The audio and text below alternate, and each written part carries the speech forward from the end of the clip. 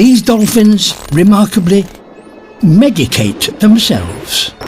Her lessons start with a trick. First, balance a piece of coral on your nose. Second, take it up to the surface. Third, drop it. And then, before it reaches the bottom, catch it. Perfecting it is, therefore, a rite of passage for this calf. This is not easy.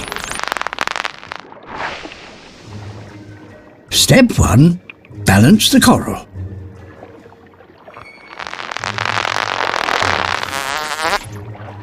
Or bite it.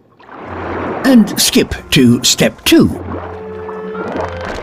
Now, catch it.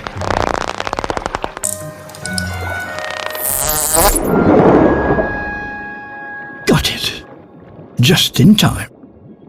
There are also other, more important skills that a calf must learn. The mother, one that has a special, extraordinary characteristic. It produces antifungal chemicals which dolphins rub on their skin.